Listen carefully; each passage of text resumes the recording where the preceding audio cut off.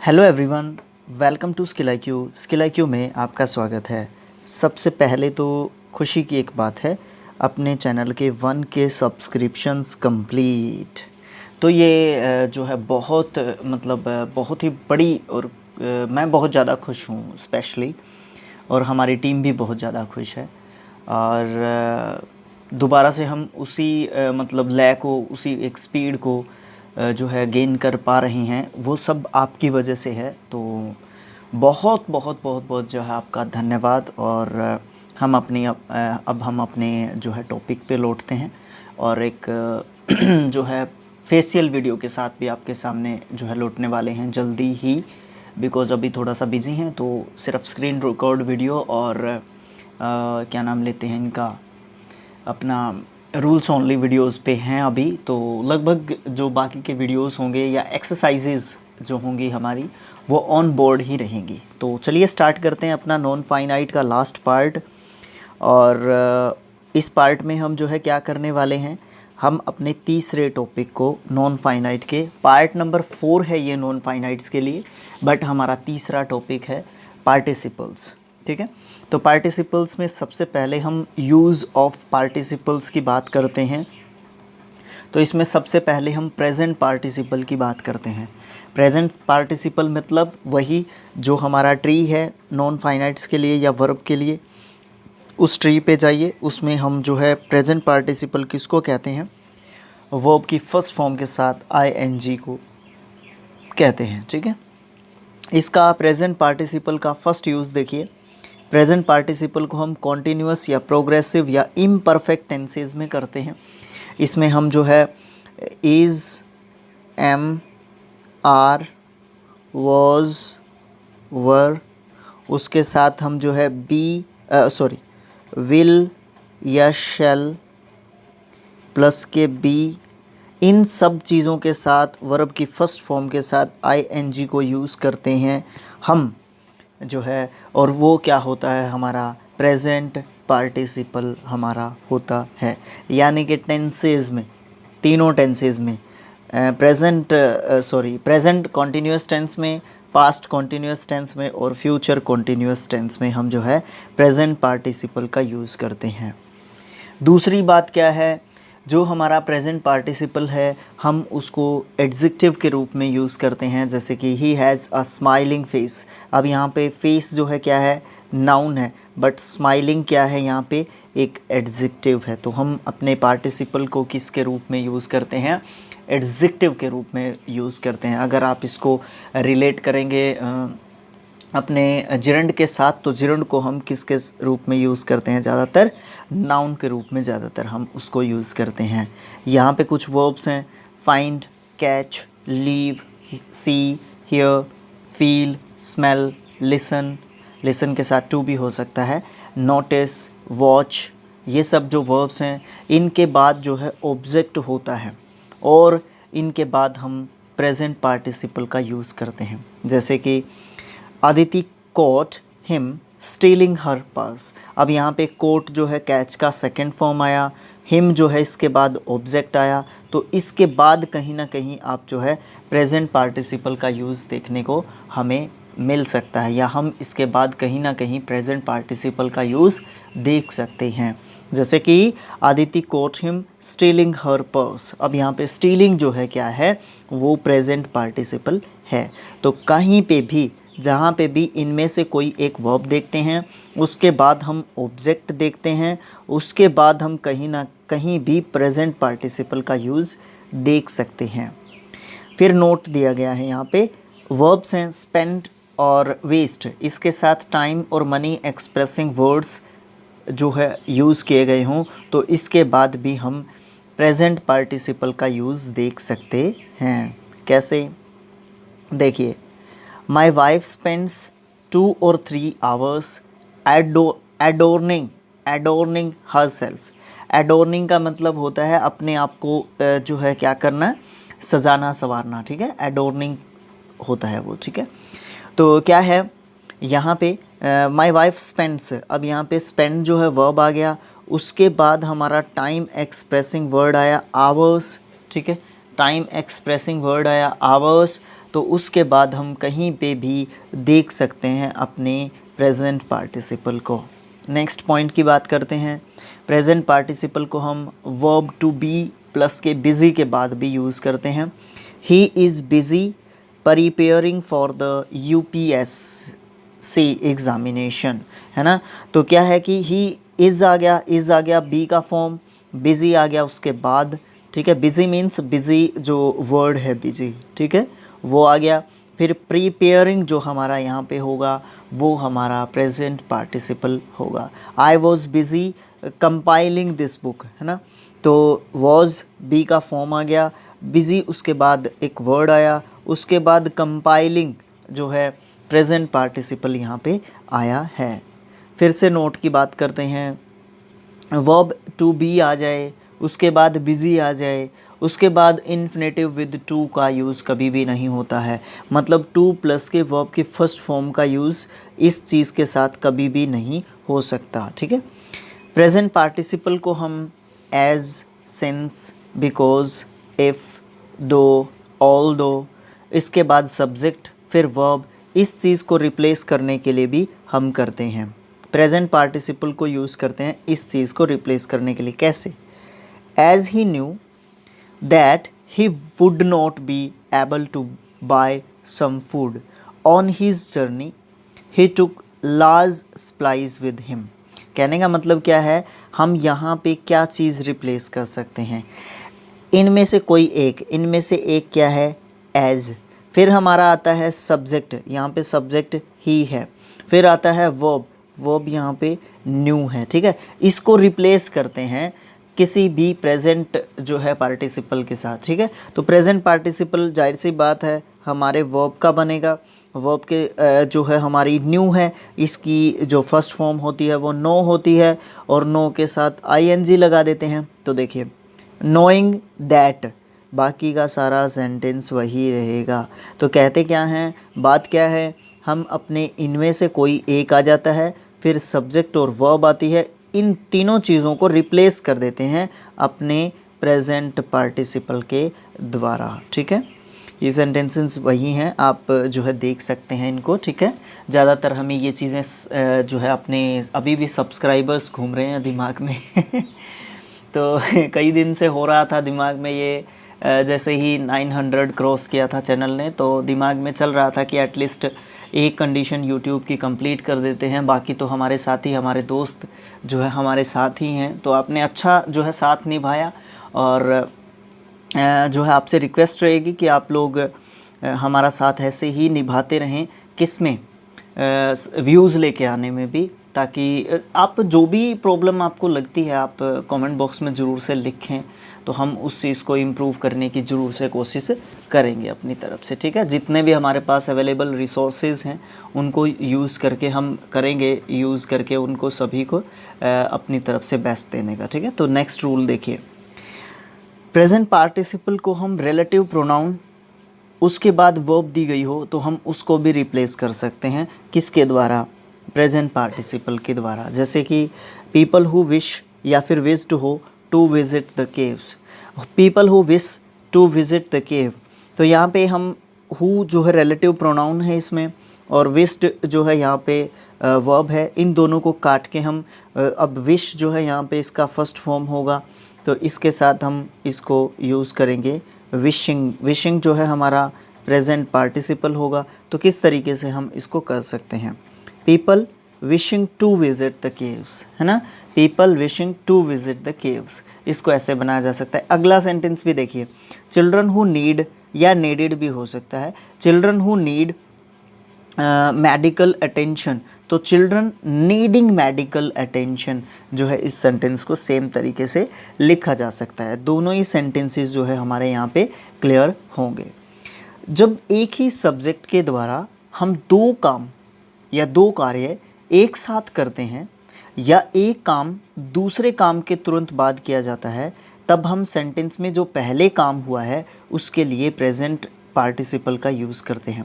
जैसे दो सेंटेंसेस देखिए, ही जम्प्ड अप, ही रैन अवे। अब यहाँ पे जंप पहले हुआ है, ठीक है, जंप पहले हुआ है तो हम उसके लिए प्रेजेंट पार्टिसिपल का यूज़ करेंगे।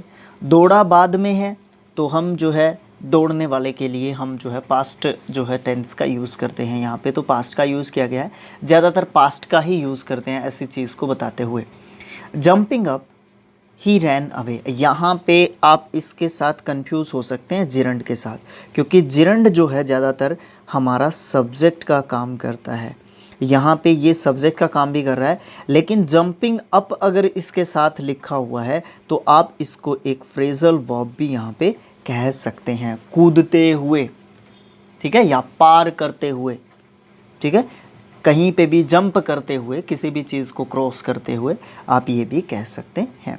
लेकिन यहाँ पे सब्जेक्ट हमारा मेन ही है, ठीक है, ही सब्जेक्ट है यहाँ पे हमारा मेन, ठीक है।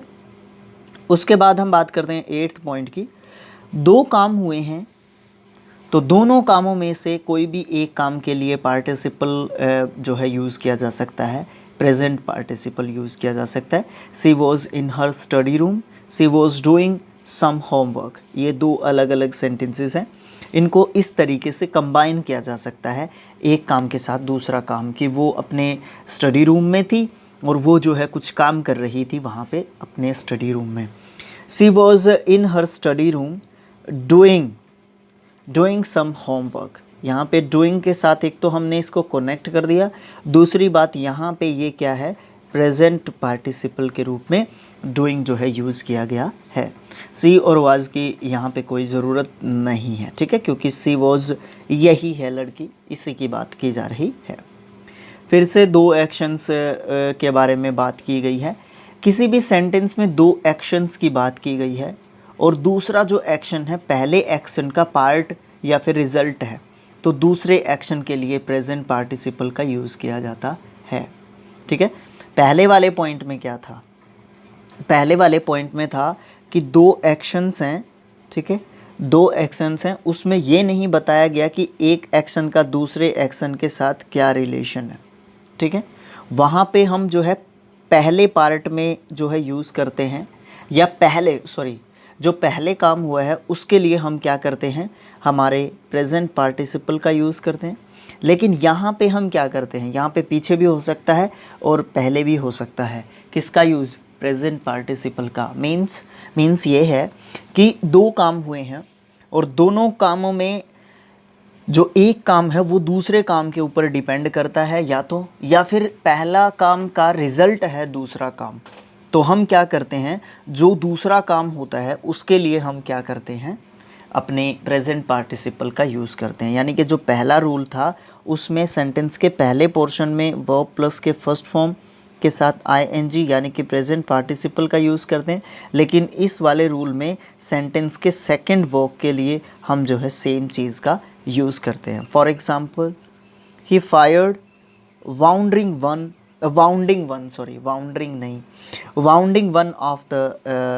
ऑफ द बैंडिट्स होते हैं डाकू वगैरह चोरी करके जो भागे हों, वैसे बैंडिट का एग्जैक्ट मीनिंग डाकू ही होता है। तो क्या है, उसने फायर किया और उस फायर करने का रिजल्ट क्या निकला, वाउंड हुआ, ठीक है। तो ये क्या है, ये रिजल्ट है यहाँ पे, अरे ऐसे मत हुआ करो, ये रिजल्ट है यहाँ पे, ठीक है। तो रिजल्ट के लिए हम किसका यूज़ कर रहे हैं, प्रेजेंट पार्टिसिपल का यूज़ कर रहे हैं।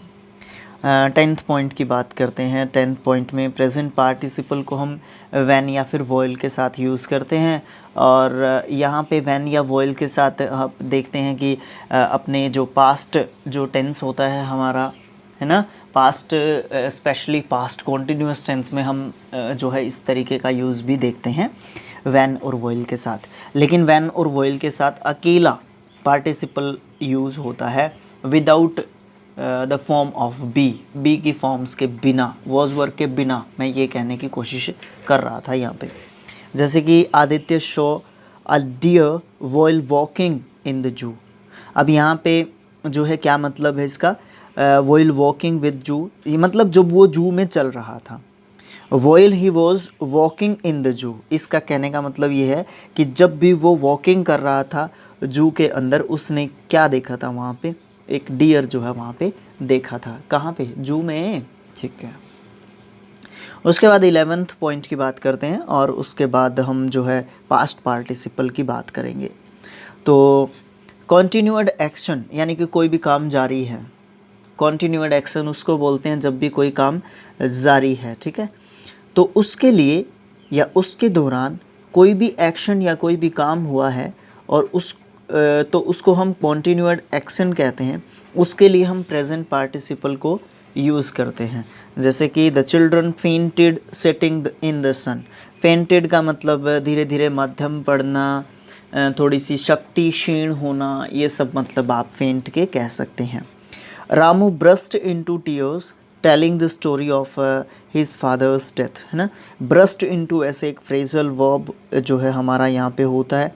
ब्रस्ट इनटू मतलब आंखों से आंसू जो है छलक पड़ना या रो पड़ना या नम हो जाना आंखें, ये सब मतलब हम जो है कह सकते हैं, है ना। तो Ramu burst into tears telling the story of his father's death, है ना। तो यहाँ पे क्या है, कोई भी कॉन्टिन्यूड एक्शन है, उसके दौरान कोई चीज़ होती है ना। कॉन्टिन्यूड एक्शन का मतलब क्या है कि उसके फादर की डेथ की जो स्टोरी थी ना वो बता रहा था वो, ठीक है। तो उसके दौरान ही क्या हो गया, टीयर्स जो है उसके निकल आए, मतलब आंसू छलक गए उसकी आंखों से, आंखें नम हो गई थी उसकी। तो वो क्या कर रहा था, आंखें नम हो गई थी स्टोरी बताते समय। तो ये जो टेलिंग है ये हमारा प्रेजेंट पार्टिसिपल यहाँ पे है। बात करते हैं पास्ट पार्टिसिपल की। तो पास्ट पार्टिसिपल में हमारा जो है क्या है, पास्ट पार्टिसिपल जो है हमारा एक तरीके से एडजेक्टिव का काम करता है। ये भी का मतलब क्या है कि वर्ब की फर्स्ट फॉर्म के साथ ing भी जो है एक तरीके से हमारा पास्ट पार्टिसिपल एडजेक्टिव का काम करता है। तो देखिए ये ज़्यादातर वर्ब की थर्ड फॉर्म को हम कहते हैं। और जैसे कि अ बर्न्ड चाइल्ड, अब यहाँ पे चाइल्ड जो है नाउन है, तो ये बर्न्ड जो है किसका काम कर रहा है, अकेला देखो थर्ड फॉर्म यूज़ कर रखा है ना। तो ये क्या है, एक एडजेक्टिव के रूप में काम कर रहा है, तो आप इसको पास्ट जो है पार्टिसिपल कहोगे। सेकेंड पॉइंट है पास्ट पार्टिसिपल प्रेजेंट, पास्ट और फ्यूचर के परफेक्ट टेंसेस बनाने में जो है यूज़ किए जाते हैं, थर्ड फॉर्म को यूज़ करना। उसके बाद नेक्स्ट पॉइंट है पास्ट पार्टिसिपल को हम परफेक्ट पार्टिसिपल बनाने में यूज़ करते हैं। देखिए पास्ट पार्टिसिपल होता है वर्ब का third form only, perfect participle होता है हैविंग के बाद वर्ब की थर्ड फॉर्म लगाना।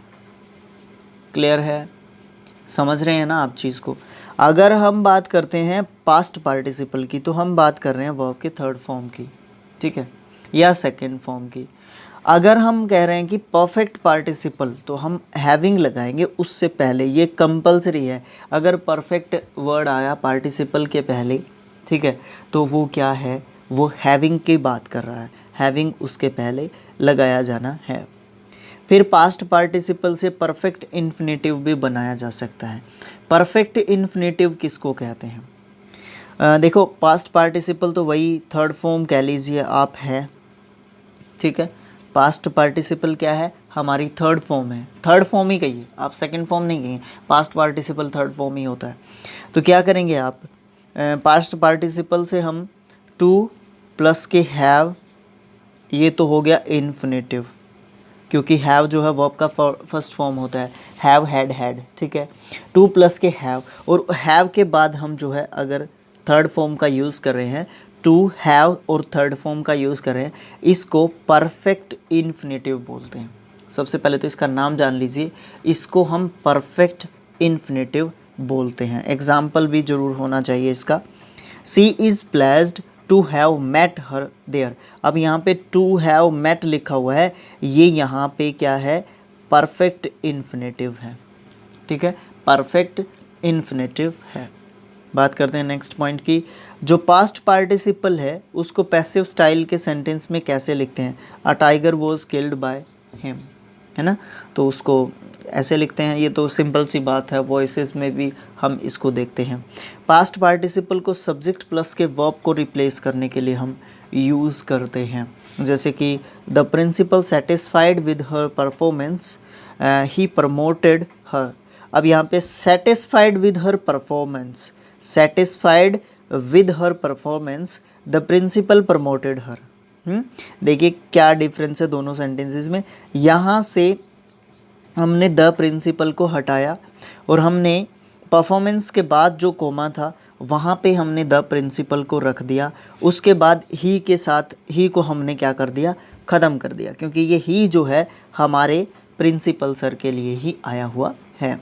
तो हम क्या करते हैं, पास्ट पार्टिसिपल को सब्जेक्ट प्लस के वर्ब को रिप्लेस करने के लिए यूज़ करते हैं, और जो भी प्रोनाउन वहाँ पे यूज़ किया गया हो उसके लिए हम यूज़ करते हैं। ठीक है, उसके बाद देखते हैं यहाँ पे, तो आप समझ गए होंगे इसको। तो यहाँ पे क्या चीज़ है, जो ये ही है ये प्रिंसिपल सर के लिए ही आया है, तो इसीलिए हम इसको हटा देते हैं।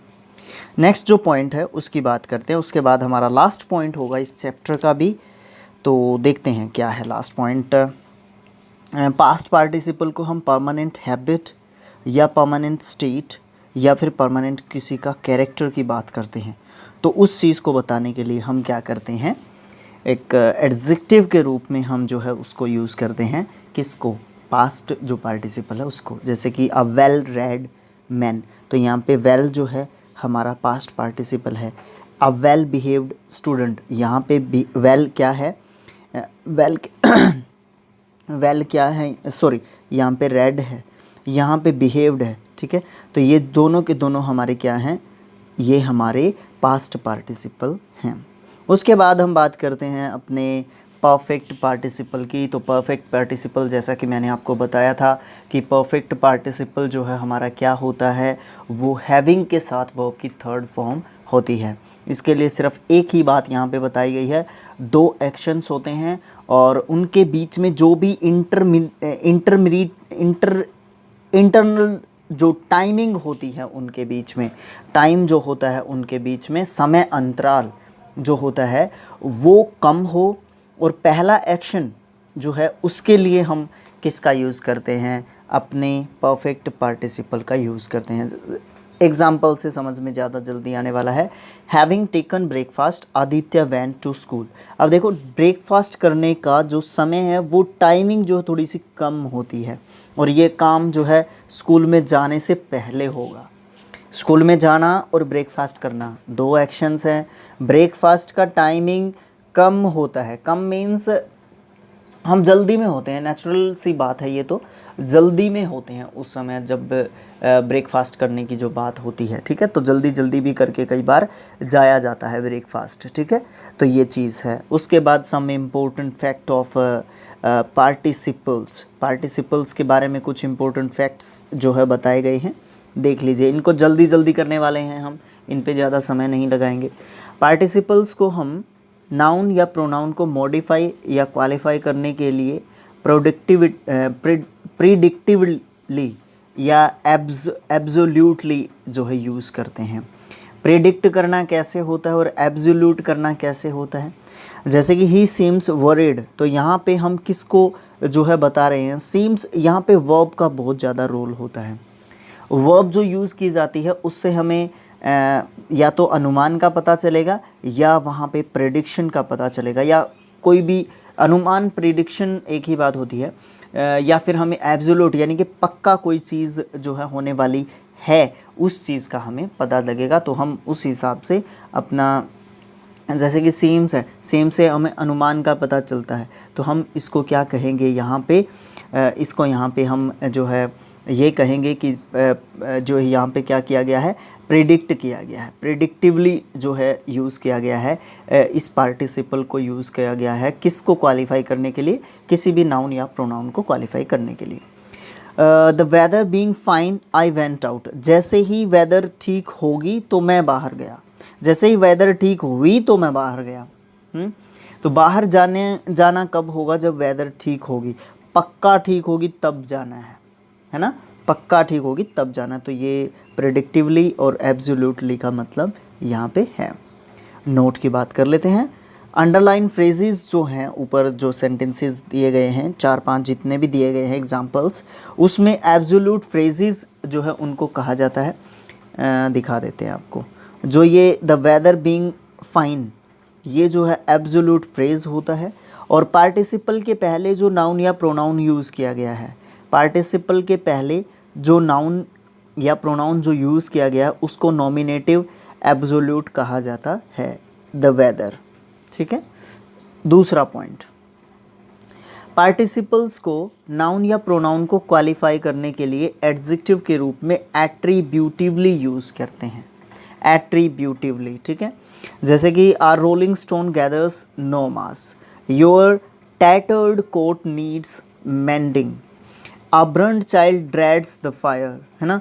तो कहने का मतलब क्या है कि जो जला हुआ जो बच्चा होगा वो क्या करेगा, वो फायर से डरेगा आगे से। अगर जब तक बच्चे को एक बार जो है फायर से जो है डर महसूस नहीं कराया गया, या उसको जब तक उसका पता नहीं चलेगा कि उससे जल सकते हैं हम, या कोई मतलब हमें जो है हानि हो सकती है, कोई लॉस हो सकता है, तब तक वो मानेगा नहीं। और एक बार जल गया है वो बच्चा, तो उसके अंदर क्या होगा, एट्रीब्यूट हो जाएगा, जल जाएगा। एट्रीब्यूट किसको बोलते हैं, जैसे कि ब्रंट और ड्रेड, ये जो है सॉरी ब्रंट जो है किससे होगा, फायर से होगा। तो ब्रंट का फायर का रिलेशन है कुछ ना कुछ। ठीक है, एक ही जैसे वर्ड से बनते हैं, उनको एट्रीब्यूट या एट्रीब्यूटिव वर्ड्स कहते हैं।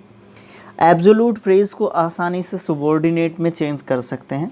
ये सिंपल सा एक फंडा है, उसके साथ कोई जो है आप यूज़ कर सकते हैं, उसके साथ कोई कंजंक्शन, उसको आराम से हम चेंज कर सकते हैं।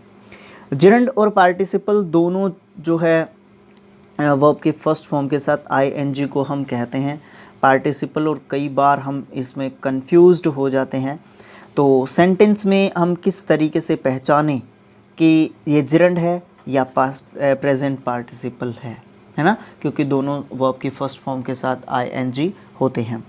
तो उसके लिए पहली बात तो ये है कि जो वर्ब की फर्स्ट फॉर्म के साथ आईएनजी जो नाउन के रूप में हमें दिखता है वो हमारा जेरंड होता है, और जो हमें एडजेक्टिव के रूप में दिखता है वो हमारा प्रेजेंट पार्टिसिपल होता है। सबसे आसान और सबसे इम्पोर्टेंट जो है ये पॉइंट एक तरीके से है। पार्टिसिपल्स को जब हम यूज़ करते हैं तो दो सेंटेंसेस को जॉइन कर सकते हैं या कंबाइन कर सकते हैं। तो वो हम कैसे कर सकते हैं, 1 2 3 4 5 टाइप्स यहाँ पे दिए गए हैं, आप उनको रीड करके देख लेना और फिर मुझे बता देना। ठीक है, फिर हम बात करते हैं 6th पॉइंट की। वो क्या कहता है, पास्ट पार्टिसिपल को हम यूज़ करके किसी भी सेंटेंस को इस तरीके से रीराइट कर सकते हैं। एक सेंटेंस पढ़ को दिखा देते हैं आपको। The letter was written in a very bad handwriting and was difficult to read. The letter written, यहाँ पे वॉज गया, ठीक है, द लेटर, उसके बाद कोमा लगाया, वॉज रिटन, यहाँ पे बीइंग लगाया गया है या दिखाया गया है, तो आप इसको पैसिव स्टाइल में आप इसको गिन सकते हैं सेंटेंस को। In a very bad handwriting, in a very bad handwriting, उसके बाद कोमा लगाया और फिर एंड भी ख़त्म कर दिया, वॉज डिफ़िकल्ट टू रेड। ठीक है, तो इस तरीके से हम यूज़ कर सकते हैं पास्ट पार्टिसिपल्स को अपने सेंटेंसेस को कंबाइन करने के लिए। फिर कुछ एरर्स करते हैं हम अपने जो पार्टिसिपल्स होते हैं उनको यूज़ करने में। पार्टिसिपल्स एक वर्ब जो है एडजेक्टिव है, मतलब ऐसा एडजेक्टिव होता है जो कि वर्ब से बनता है, उन एडजेक्टिव्स को हम वर्ब एडजेक्टिव्स कहते हैं। ठीक है, तो पार्टिसिपल वो एडजेक्टिव होता है, उसको सेंटेंस में नाउन या प्रोनाउन के लिए जो है हम रखते हैं, जिसको वो मॉडिफाई करता है। जैसे कि walking through the park the sun was very hot, ये सेंटेंस जो है एक तरीके से जो है गलत हो जाता है। क्या हो जाता है गलत, क्योंकि देखिए walking through the park, park के अंदर चलते हुए, the sun was very hot, sun जो है वेरी हॉट था। अब यहाँ पे सन पार्क में थोड़ी ना चल रहा है ना, इस चीज़ को ऐसे लिखा जाना चाहिए, walking through the park I found the sun was very hot. I मैं चल रहा था पार्क में और सन जो है बहुत ज़्यादा हॉट था। लेकिन इस तरीके की चीज़ें कॉमन एरर में बहुत ज़बरदस्त तरीके से पूछी जाती हैं। ठीक है, ये एरर बताया है इन्होंने एक तरीके से। उसके बाद हम बात करते हैं दूसरे पॉइंट की। कुछ यहाँ पे वर्ड्स दे रखे हैं या वर्ब्स दे रखे हैं या पार्टिसिपल्स दे रखे हैं। ठीक है, जैसे supposing, considering, regarding, concerning, touching, speaking, owing to, referring, allowing, granting, judging etcetera. ऐसे पार्टिसिपल्स हैं जो सब्जेक्ट से बिल्कुल डिफरेंट होते हैं या इंडिपेंडेंटली इनको यूज़ किया जाता है, बिल्कुल इंडिपेंडेंट होते हैं, स्वतंत्र होते हैं। यानी कि इन पार्टिसिपल्स को हम जब यूज़ करते हैं तो नाउन या प्रोनाउन के बिना हम यूज़ करते हैं। ये सब जो पार्टिसिपल्स ऊपर दिए गए हैं, जब इन पार्टिसिपल्स को यूज़ करते हैं, नाउन या प्रोनाउन के बिना इनको यूज़ करते हैं, तो इन पार्टिसिपल्स को हम क्या कहते हैं? Impersonal absolute.